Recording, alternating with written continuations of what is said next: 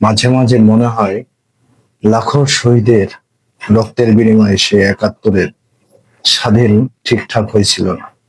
লাখো মায়ের ইজ্জতের পরে বাংলাদেশ স্বাধীন হয়েছিল, কিন্তু আসলে বাংলাদেশ স্বাধীন হয়েছিল না। বাংলাদেশ পরাধীন হয়েছিল, আর হয়তো বা আগামীতেও বাংলাদেশে পরাধীন হয়ে থাকবে। কারণ এই কথাটা বলছি কেন, যে আমি একজন বাঙালি, আমার বাংলাদেশ পরিচয় দিতে লজ্জা করে। এটা আসলে দুঃখজনক একটা কথা। যে দেশে রক্ত পাওয়া যায় ফ্রি, কিন্তু 1 লিটার পানির দাম যদি 600 টাকা দিয়ে কিনতে হয়, তাহলে আমরা সে কেমন মানুষ, যে মানুষ আমরা আমাদের রক্ত ফ্রি দিতে পারি, কিন্তু 1 বোতল পানির দাম 600 টাকা নিতে হবে, 10 টাকা রিক্সা ভাড়া 1000 টাকা নিতে হবে। আমাদের মানবতা কোথায় গেছে? যে দেশকে পৃথিবীর রানী বলা হয় বইয়ের বিশ্বে, সেটা হলো বাংলাদেশ।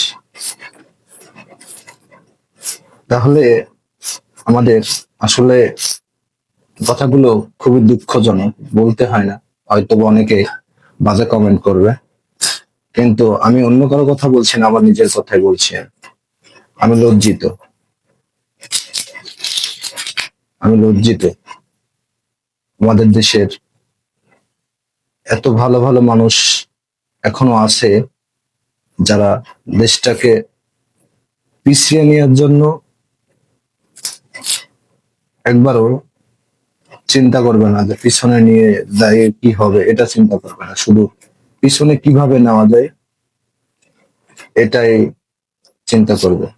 যেমন 2 দিন আগে একটা দুর্ঘটনা, আমরা আমাদের জায়গা থেকে মানুষকে হেল্প না করে, সাহায্য না করে, 1 বোতল পানির দাম 600 টাকা নেই।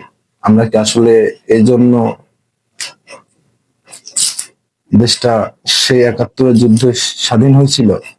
71-এর কথা বাদ দেন, 2024-এ 5 তারিখ আমার ছাত্র ভাই বোন, শিক্ষক, সাধারণ মানুষ, এদের দেশ জীবনের বিনিময়ে কি পেলাম আমরা? আসলে কিছুই পেলাম না।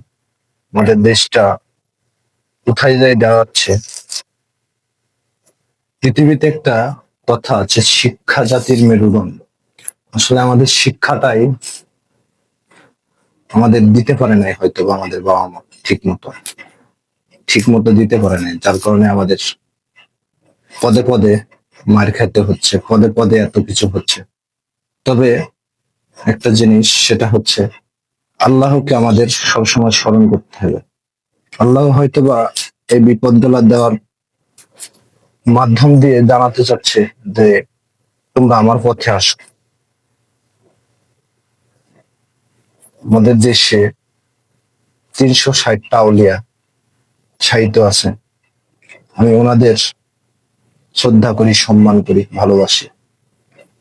তারপরও এদেশ থেকে বিপদ, ঝঞ্ঝাট, ঝামেলা যাচ্ছে না, কারণ আল্লাহ চাচ্ছে না যে তোমরা এত পাপ করো। যার কারণে আল্লাহ তাআলা এত বিপদ দিচ্ছে। আমাদের প্রত্যেককে হেফাজত করুক আল্লাহ তাআলা। আমরা সকলের জায়গা থেকে সকলের জন্য দোয়া করবো, সকলে সুস্থ থাকি, ভালো থাকি।